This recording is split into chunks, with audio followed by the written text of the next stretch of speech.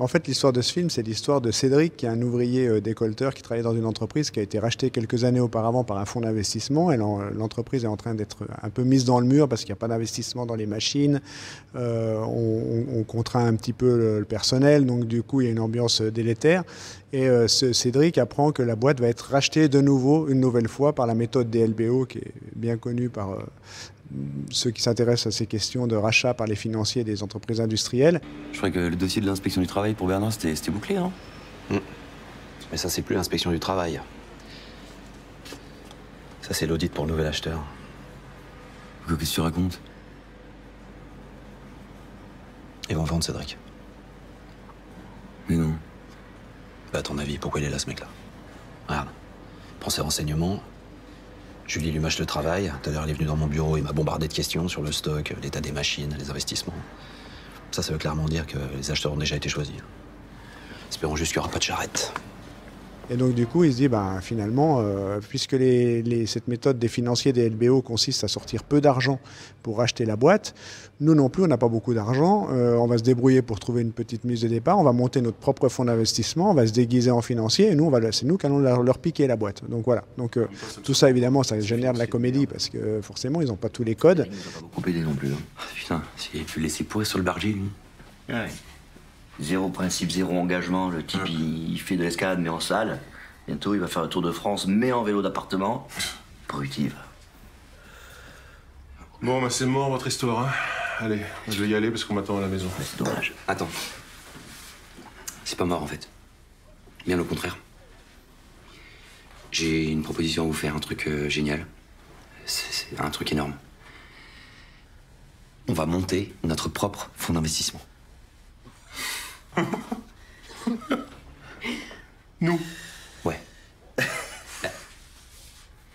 Mais à nous trois, je suis sûr qu'on peut y arriver, on n'est pas plus cons qu'eux. D'accord. Donc toi, t'es financier maintenant. T'as bien l'allure avec tes chaussures de marche. Non mais, si les fonds d'investissement achètent des entreprises sans argent, je vois pas pourquoi nous on pourrait pas le faire. On monte un fonds. Oh bah oui, c'est facile, ça. On fait ça en 2 coups de cuillère à peau. Mais surtout, c'est que c'est une histoire qui est très implantée dans la vallée de l'Arve, avec la culture de la vallée. Il y a de la montagne, il y a de l'escalade, il y a de la fondue, il y a des copains, il y a des bistrots et il y a de l'usine. Voilà. Le message que je veux faire passer, déjà, c'est d'arrêter avec on va dire le climat anxiogène ambiant.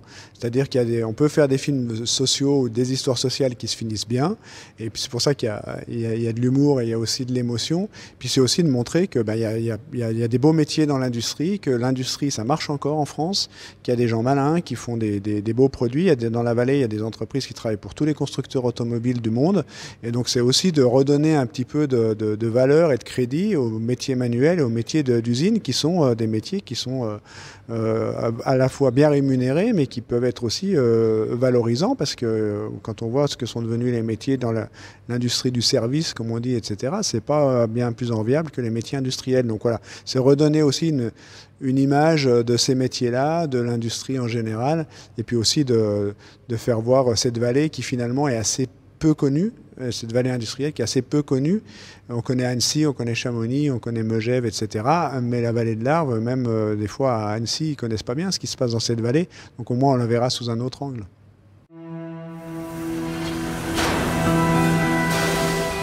Faudra bien qu'ils se décident à la changer, cette putain de machine. Ils vont vendre Cédric. Ce serait un fonds de pension anglais ou américain. Apollo est prêt à signer. Pour 60 millions. C'est super. Apollo, c'est les pires, non?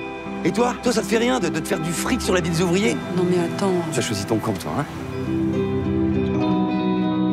Berthier va être acheté par des charognards. Moi, je peux pas laisser faire ça. Et pour ça, j'ai besoin de vous.